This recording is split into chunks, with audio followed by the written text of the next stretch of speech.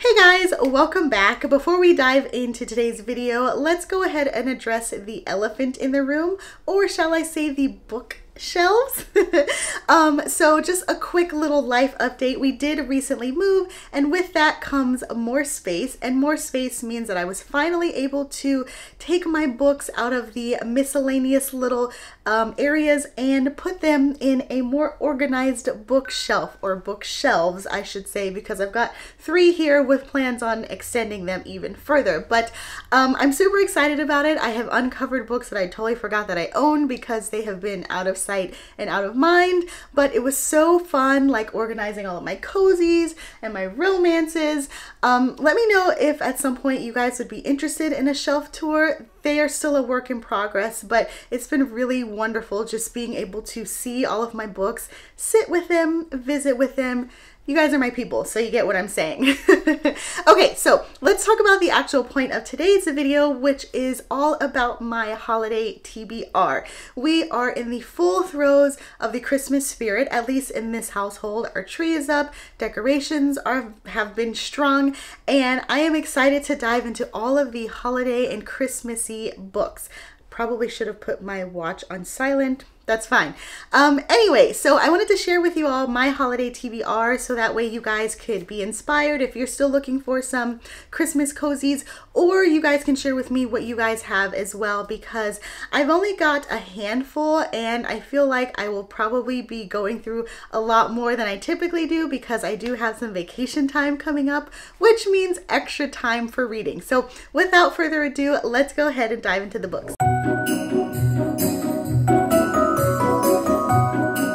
Okay, so first up we have the 12 Sleighs of Christmas. Now this is actually our Teacup and Murder Cozy Mystery Book Club pick for our winter themed book club seasonal pick. If you don't know, me and Samantha over at Books with Samantha, we do have a Cozy Mystery Book Club where we meet seasonally, meaning every 3 months. And the Cozy Mystery that we talk about has to do with that season. We are in our winter season.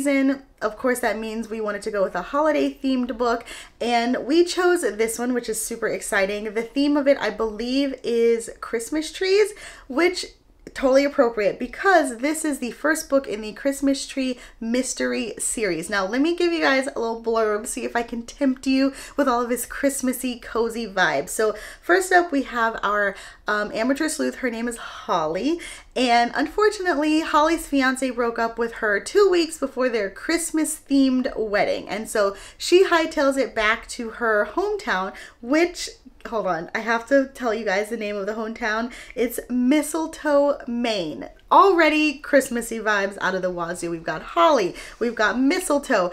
Holly's family runs a Christmas tree farm, and essentially what happens is somebody is found murdered on that farm, and so her father is, you know, the #1 suspect, and so it's up to Holly to clear her father's name, her family's name, all while trying to maintain the Christmas spirit. And I am super excited about this one.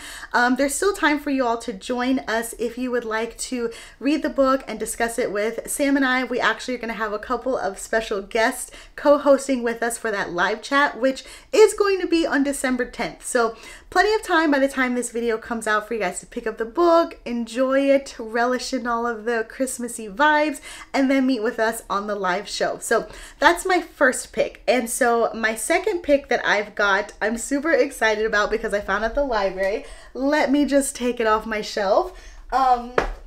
We have here, Have Yourself a Beary Little Murder. Now you guys, this is probably one of the cutest freaking cozy mystery covers and series concepts that I've ever seen. It is a shamelessly adorable teddy bear mystery. I believe this is the 3rd book in the series, but it essentially centers around a teddy bear store slash factory, not like huge factory. I think that's just kind of the name of the place.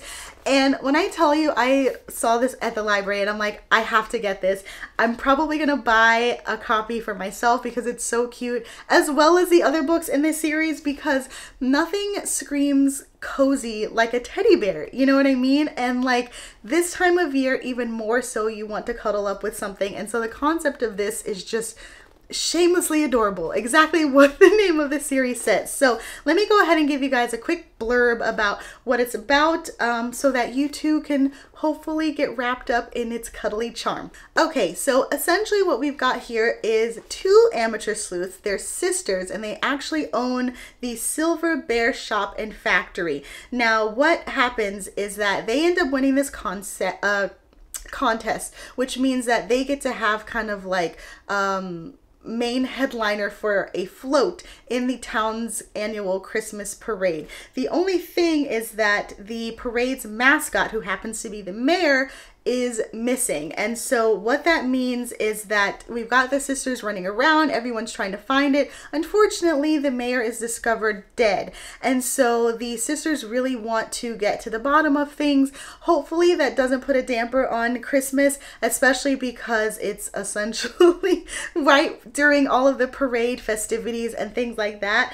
But you guys, seriously, like, you just have to look at this cover, which I am obsessed with. We've got a bear, we've got multiple bears, we've got a Christmas tree with bear ornaments. The bear is wearing a Santa costume. Like, this cannot be any more adorable. So let me know in the comments if you've read this. I'm super excited about it. I have to be honest, it's probably my most anticipated because it's just so darn cute. Okay, next up we have Rest Ye Murdered Gentlemen. Now this is the first book in a year-round Christmas mystery series, and I mean, come on, it's year-round Christmas mystery. Like, nothing screams holidays and Christmas like a cozy that is literally talking about Christmas all year round. So here's the scoop. Like I said, it's the first in a series, and it takes place in Rudolph, New York, and because of that, Christmas is all year round.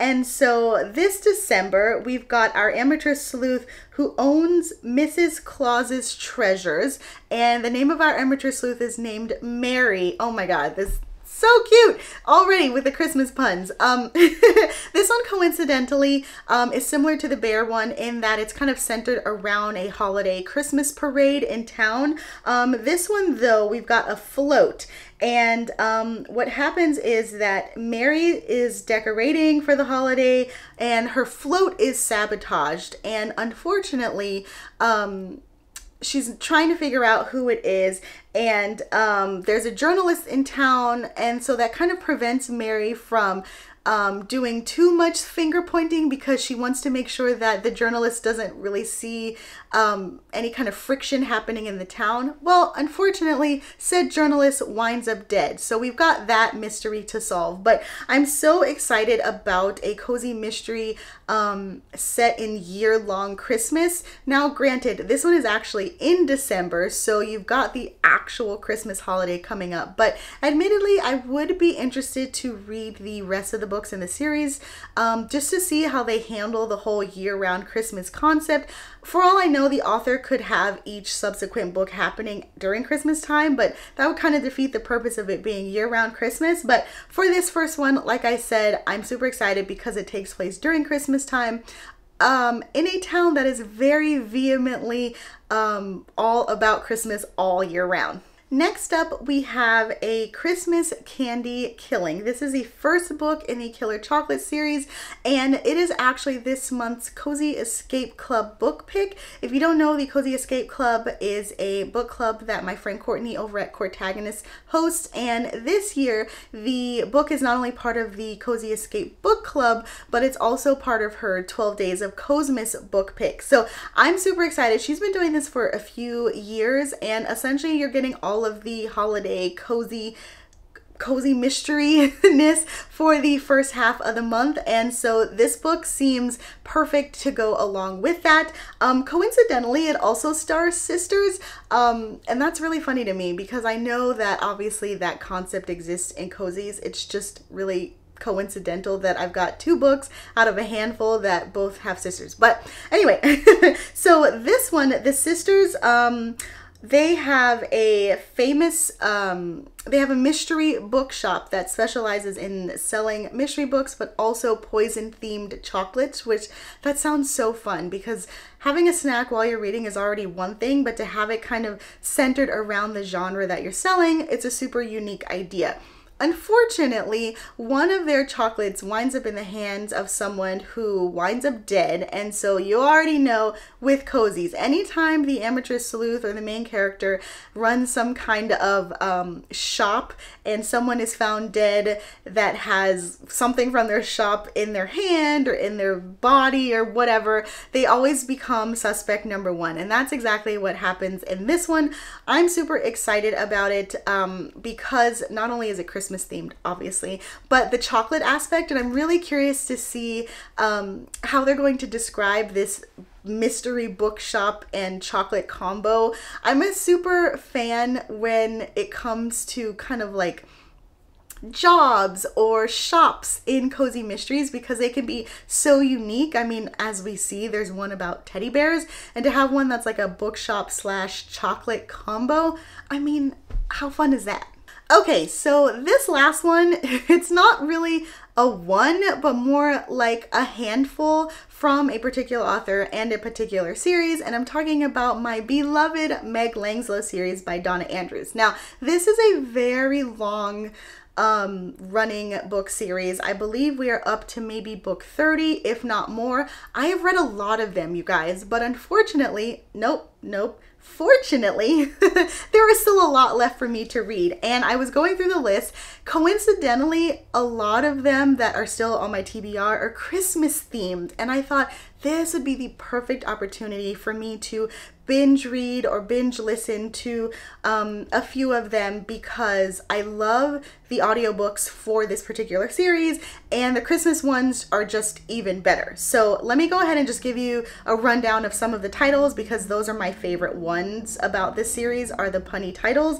I won't bother with the descriptions, but I'll go ahead and pop the covers on here so you can see the covers along with the titles. So we've got Duck the Halls, we've got How the Finch Stole Christmas, we've got Lark the Herald Angel Sings, we've got Owl Be Home for Christmas, let's see what else, we've got oh, okay, I've read 6 Geese A-Slaying. So we've also got The Nightingale Before Christmas. You guys get the point. I believe there's about 6 or 7 Christmas themes ones that I haven't read yet, and it just coincidentally happened that way, and I'm very excited about it because these are books that are very easy to get into with the audio because I think that the narrator does an excellent job, and it's always the same person, and so it's easy to just kind of lose yourself in the story, which is exactly what I'm planning to do. So I want to say, like I said, I've got 7 or 8 that I haven't read. My plan is to at least read 2 to 3 of them. If I read more, great. I'll be super in the Christmas spirit.